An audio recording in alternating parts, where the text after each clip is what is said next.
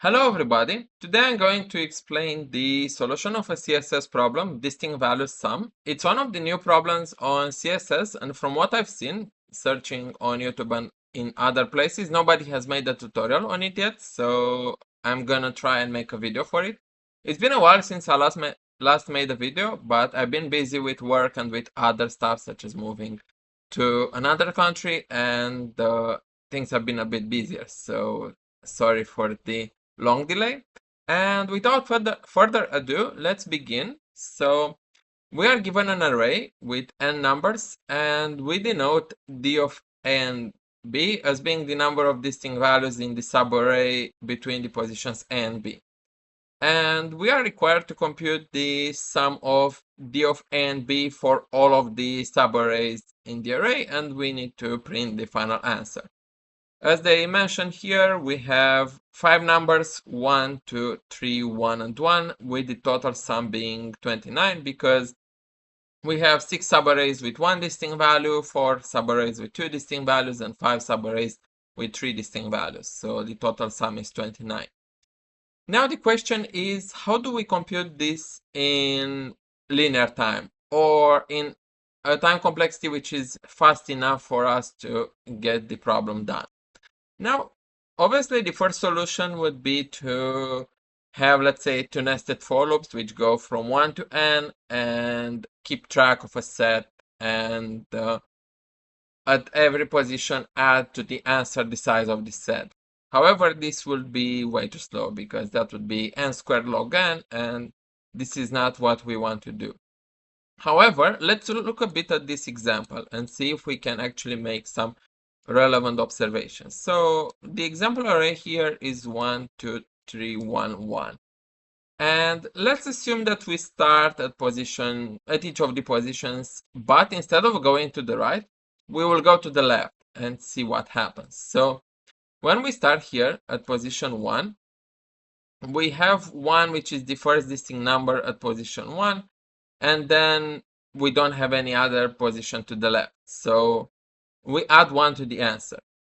However, when we are here, position 2, so again we are going to the left, we know we have this position 2 which is distinct, and because this is the first time 2 has occurred throughout our subarray, if we go from this position to the left, this will mean that 2 will be one of the distinct numbers both for the subarray 2, 2, as well as for the subarray 1, 2. So in a way, we can already say that we add 2 to the answer. And again, with 1, 1 is also a distinct number, and we add 1 to the answer. For 3, similarly, we will add 3, 2, and 1 respectively, because 3 will be a distinct number for each of the 3 values here. And now what happens here? We have another one, and this time, the first time it occurs is at position 4.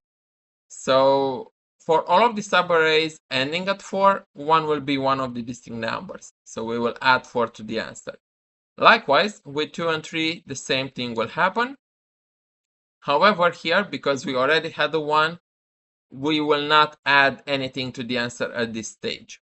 So a conclusion we can already draw is that if we think from the perspective of the ending position, we only care about the first occurrence of that distinct number. So we can already say that we don't even care about this number anymore, because it doesn't make any sense. Now, for the fifth position, so let's say that we try here. Again, we will add 5 to the answer, because this is the first time 1 has occurred in our array. And again, we don't care about this position anymore, but we will still care about the positions 2 and 3, which is why we will actually not care about this position anymore. And if you add up these sums here, 10 plus 9 plus 6 plus 3 plus 1, that's 19 here, and then 10 here, which gives us 29. That is the final answer.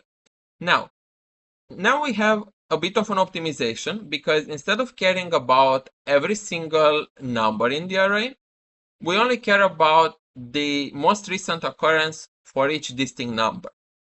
And now, how do we use that in our advantage? One way of going about it is maybe having, let's say, some sort of a vector where we only keep track of the distinct numbers, but if we have many distinct numbers, that will still be rather slow, which is something we don't want to do.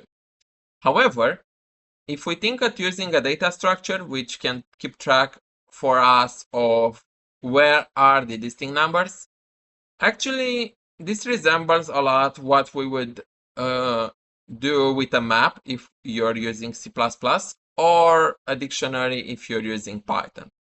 And the way we can use the map here is to store for every distinct number we have already had in the array from left to right, the position of its most recent occurrence. And if we keep track of the sum of these positions, actually we can perform the updates rather easily without much trouble. And here you would have 1 added in the map, then 2, then 3, but when we have here this one, it will actually replace the other one, and we will modify the sum. And basically what we will end up doing is that we will keep track of the sum, and we will add 1, here we will add 3, we will add 6, here instead we will add 9, here we will add 10, which if we put it together, it will give us the total answer, which is 29. Now, the only thing we are left to do is to be careful about any potential integer overflows if you're using C++ or Java or any other language which has data types and defined in that way, and you will be good to go, as I will show you in this solution here. So if we zoom a bit, you can see I read the input, the list of numbers, and I have a dictionary here. We have the sum and the answer. And for every number in the list, if X is already in the dictionary, we subtract from the sum of the positions its previous last occurrence, we update this last occurrence, and we add I to the answer, and we also add sum to the answer, which will give us the final output. Again, similarly in C++, you can just use a map data structure and you will apply the same operations. We just check if the value already occurred in the map. If it did, then we add I to the answer, otherwise we subtract val of X and so on. Take note that we need to use long because the constraints are rather big, up to 2 times 10 to the 5, and we don't want to run into overflows. And the nice part about this problem is that it's a really good exercise in terms of getting used to maps, to dictionaries, and it also has a very elegant and short solution. If you enjoyed watching this video, please like the video, subscribe to the channel, and share the video with your friends who are interested in learning more about competitive programming, problem solving, and in general being better at completing the CSS problem set, which has recently had a huge upgrade with over 100 new problems, which puts it now at 400 problems, I think. Once again, thanks for watching. If you have any suggestions for any other videos I can make, feel free to link them. I will try to make them now as I have a bit more time. And stay tuned. I will come back soon with other videos. See you around.